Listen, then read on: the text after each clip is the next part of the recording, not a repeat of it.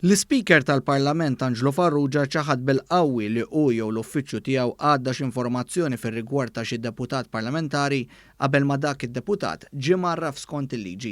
Dan wara rapport f'sezzjoni tal-medja fuq il-fatt li ġie żvelat li Jason Azzopardi għamel 3 snin konsekuttivi ma jħallas it-taxxa u meta ddikjara dħul tiegħu ma ddikjara xejn mill-professjoni legali tiegħu.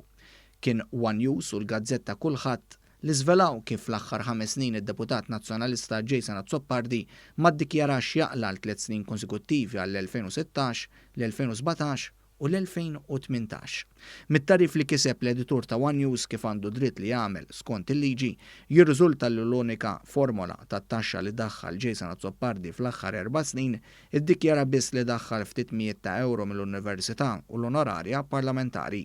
Hawnhekk anqal dubji kbar għaliex bħala avukat u li bosta jafuh bħala wieħed imqabbad sew ma ddikjara li qala xejn mill-professjoni legali jew min-negozju li huwa involut fih f'ditta legali li hu imsieħeb fiha.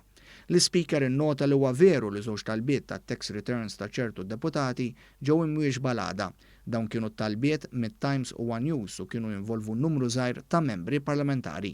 Minnaħa l-oħra talbiet oħra li saru mill-Malta Today u mill-Lavin Malta ħadu iżjed fit-tul għaliex dawn iż-żewġ siti talbu id-dettalji tal-membri kollha tal-Kamra, jiġifieri kemm dawk sedenti kif ukoll dawk li m'għadhomx membri tal-Kamra li kienu jammontaw għal iżjed minn 75.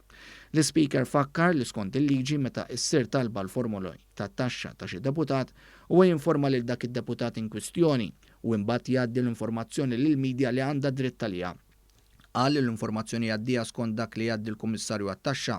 Fl-istess jum li One News talab tax returns ta' Jason Azzopardi u allura Dr. Azzopardi kienu informat mill-Speaker li One News taqsa fuqu, Jason Azzopardi għamel aġġornament parlamentari fejn allega li sar frejma fuq l-ex kummissarju tat-taxxi interni u fih ipprova jimplika lis segretarju permanenti ewlieni li mhux biss ċaħat iżda fakkar kif din kienet it-tielet gidba fi ftit żmien li għamel fuqu Jason Azzopardi.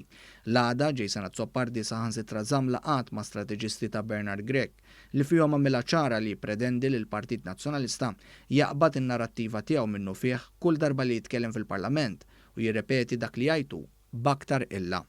L-strateġisti ta' Bernard Gregg Azzopardi fakkarhom li l-kap m'għandux jinsa minn poġġieħ fit-tmun tal-Partit Nazzjonalista.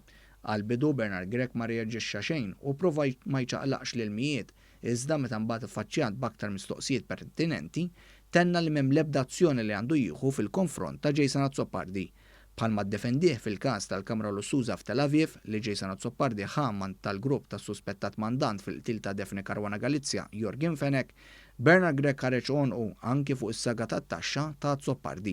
Fil-fatt saħaq li din hija kwistjoni magħluqa anki jekk ftit wara l-eks kap nazzjonalista Adrian Delija qal li Jason Azzopardi għandu obbligu li wieġeb u li l-messaġġ ta' każ magħluq ma femux għaliex huma n-nies li jġġudikaw. Imkejjen fid-dar ċentrali qed jgħidu li Bernard Gregg għandu l-ingassa s-sikkata monqu minħabba l-fatt li huwa wkoll ma ħallas eluf ta' euro f'taxxa għal numru ta' snin u għalhekk m'għandu l-ebda awtorità fuq Jason Azzopardi.